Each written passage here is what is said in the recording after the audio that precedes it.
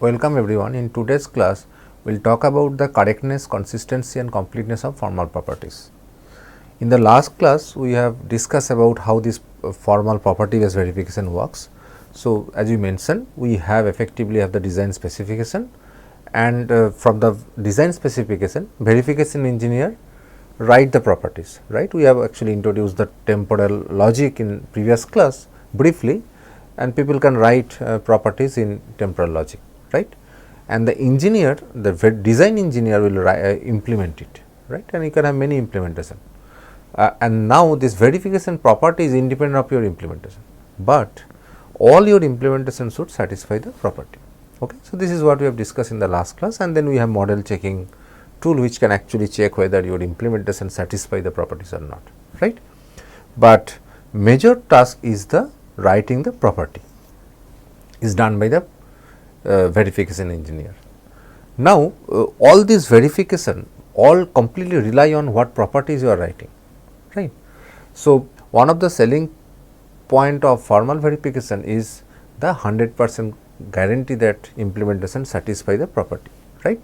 So, once your property getting satisfied by implementation, I do not have to check for any input, it is guaranteed that your implementation is correctly implemented. Okay.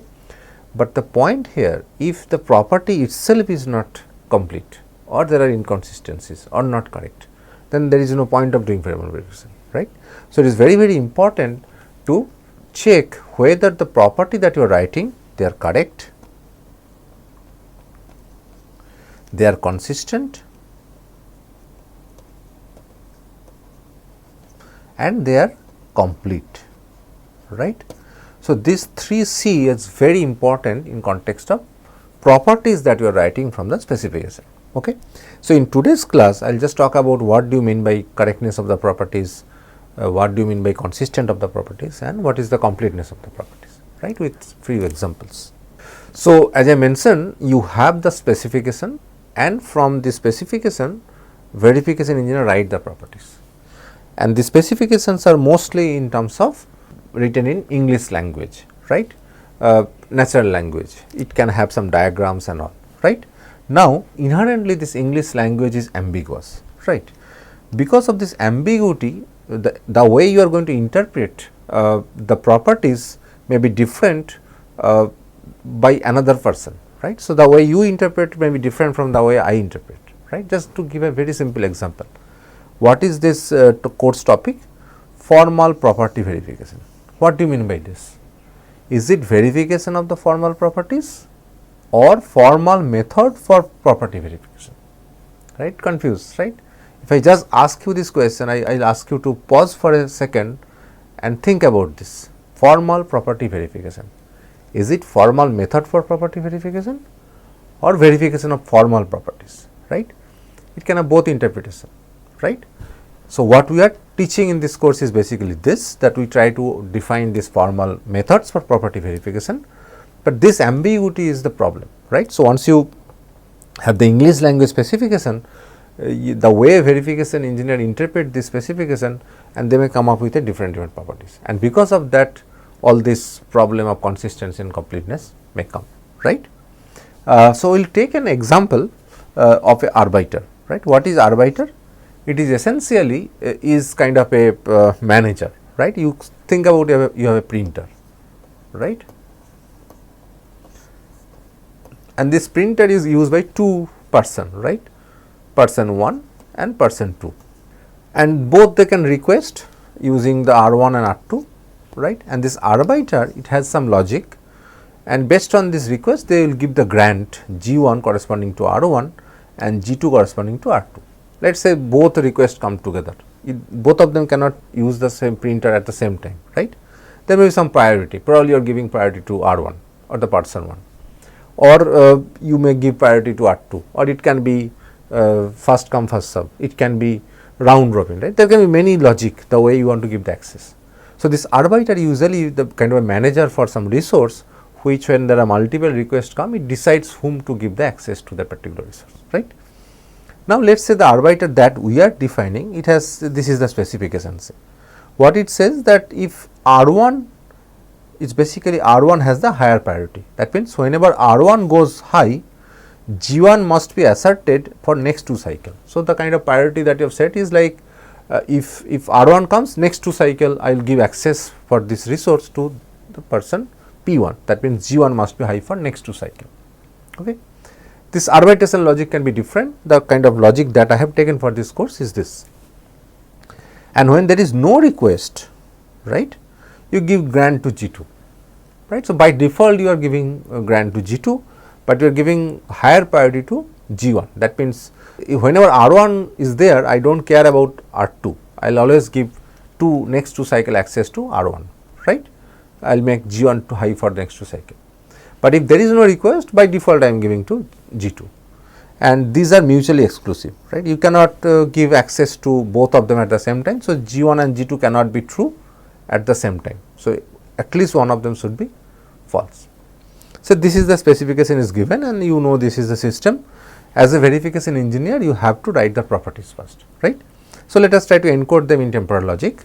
So, what was the first property? It was says that if R1 has the higher priority, that means whenever R1 goes high, so R1 goes high, G1 must be asserted for the next 2 cycle. If you recollect from my previous class that X is the next operator and G is the global operator, right. So, I have to think about time. So, I have introduced 4 temporal operator X, G, you have also until and future. So, I will use mostly these 2 to encode this property. So, what I am saying here, if R1 is true, next cycle G1 and next cycle G1, right. So, this is my property and this should hold globally, right. So, this is my encoding of the property P1, that R1 implies next G1 and next G1. So, whenever R1 is true, next 2 cycle G1 must be true, and this is globally hold. Whenever it happen, R1 happen, it should happen like this. Okay. Also, if none of the requests are high, that means if both R1 and R2 is false, that means not of R1 and not of R1 is true, implies in the next cycle you give access to G2, right, and it is again globally true. So, it is very easy to encode, right. And then you have said that both of them cannot be true at the same time. So, what I am saying here, not of, so at least one of them should be false, right, that is how I am encoded here. So, not of G1. So, effectively you are saying ki G1 and G2, this cannot happen, right. If you now distribute this, it is not of G1 or not of G2. So, this I am saying is globally hold, right. This is my mutual exclusive property, right. So, I have encoded my specification into temporal logic. So, that is the verification engineer task, and he has done it. So, he has created 3 property, and if somebody implement this arbiter using some Verilog code, I have to check whether that implementation is satisfying this. Okay. So, the implementation you can do with many logic, you can use only marks based design, it can be some JK flip flop, maybe some flip flop, and there are many ways you can implement, right. So, I can discuss about that, about the implementation too next class, but let us say I have this property, and now I am more concerned about whether I have written the property correctly or not, right. That is what we are discussing today. So, as I mentioned, the correctness of the property, that if I correctly model this property, and this is very difficult to quantify, because it is verification engineer task. So, he identify 3 properties, no problem with the syntax, because he knows the syntax of the temporal logic. So, there is no problem with the syntax. So, we can say yes, we have correctly encoded the properties. Okay. So, there is no fixed parameter. So, whenever we compare whether something is correct or incorrect, I should have a reference point, right. Reference point in such, for example, you write a C program, and if you get an output and you know that for that input what is the correct output, and then you compare, right. But here how do you compare the correctness of the properties, in the sense whether I have written the properties correctly or not? You have to go by the intuition, right. So, you will just trust that the verification engineer understood and write it correctly. Okay. Now, let us go into the consistencies. Consistencies effectively means all the property, you have written 3 properties, individually they may be correct, but if you combine them together, they may be contradict the other one, right. So, effectively you have to just check whether a subset of the properties not contradicting the other one, right. You cannot have a scenario that these two property means something and this means some completely opposite, right. This cannot happen. Okay.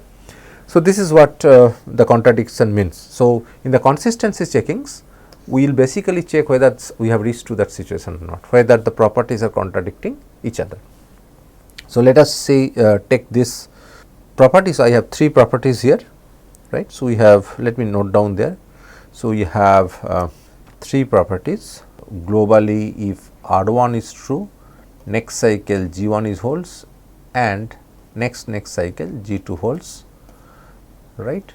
And then you have if there is no request, not of R1 and not of R2 implies next cycle G2, right. So, this is also globally holds.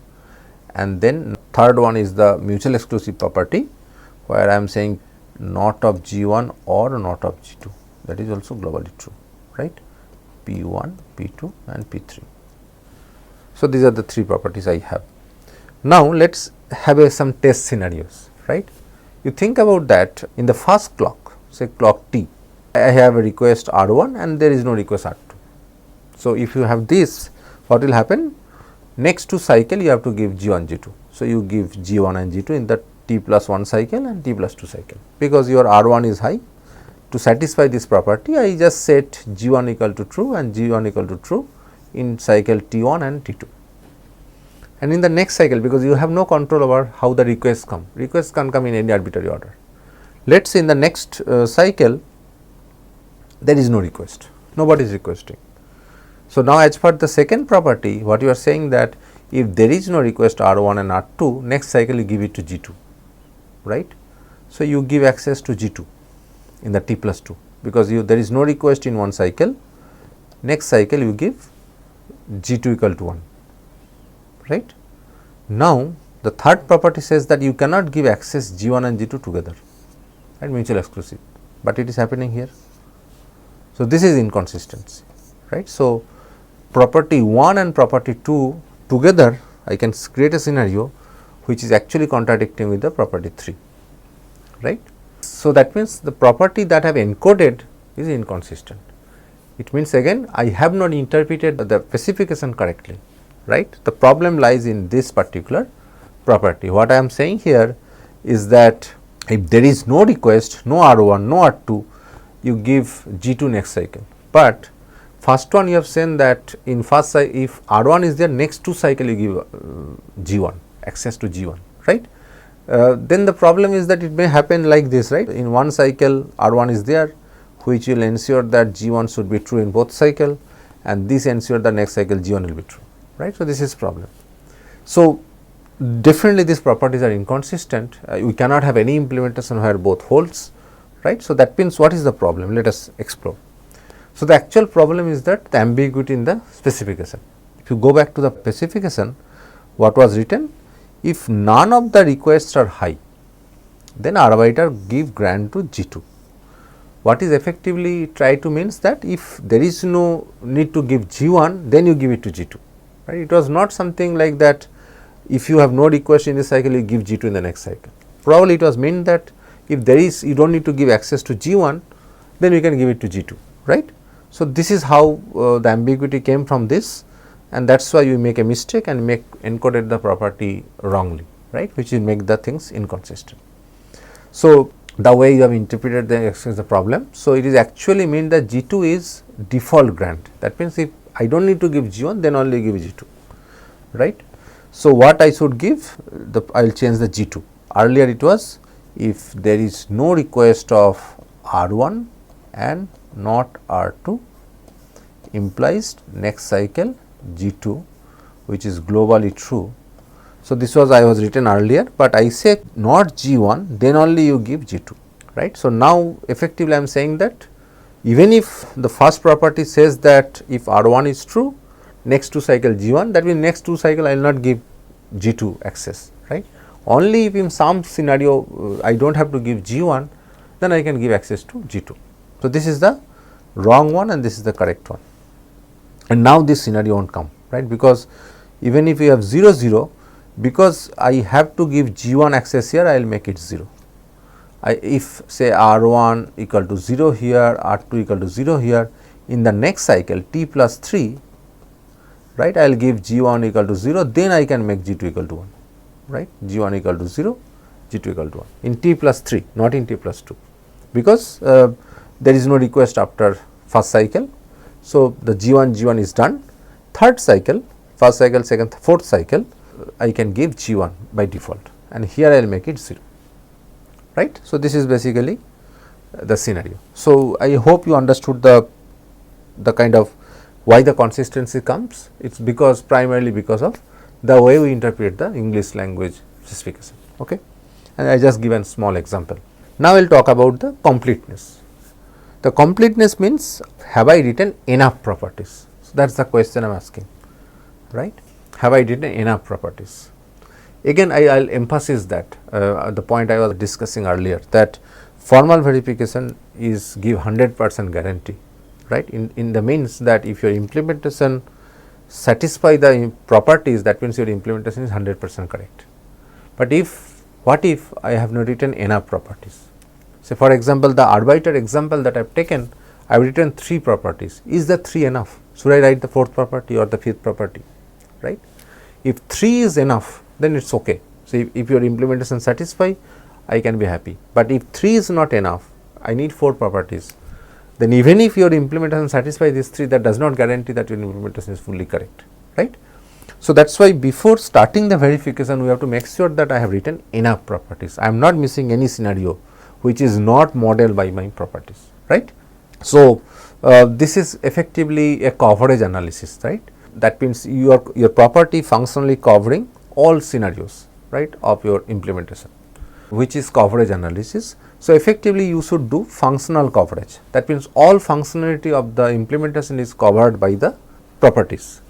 But again the problem that I talked about, it is a chicken and egg problem, right, in the sense that because I have written specification, I mean I have written the properties from the specification, and the way I have interpreted is my understanding, but I do not have any golden reference point that whether I have written enough properties. Just like you think about that, for this specification I need 10 properties, right. If somebody told me that I need 10 properties and I have written 7, so that means it is not enough, right. But nobody will tell me this 10 is enough, right, because if somebody knows that, I do not need to write the properties, right. So, this there is no reference point again. So, checking completeness is again a difficult problem, right, because how do I compare that I have my functionality that the implementation should have, I have covered every scenario. It is difficult, right. So, because I do not have any reference point. So, what we usually do is the structural coverage. What do you mean by structural coverage? So, instead of checking the functionality, I will check whether my properties is covering all important signal of my implementation, right, all inputs, all output, or some important signals, right, and I try to see whether my property covering them or not. If they are covering, that means kind of I have good structural coverage, okay.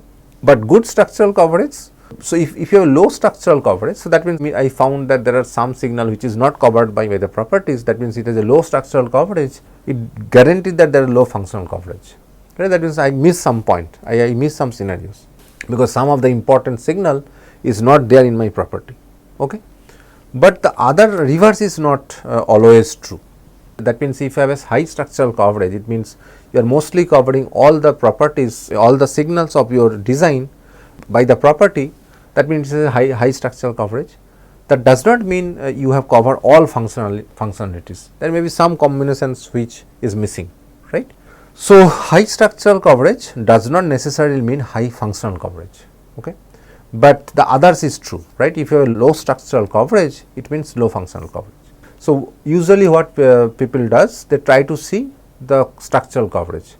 If you get a low structural coverage, definitely I miss something, but if I get a high structural coverage, most likely I cover most of the things, right, but still cannot give you the guarantee, but give you some confidence, right.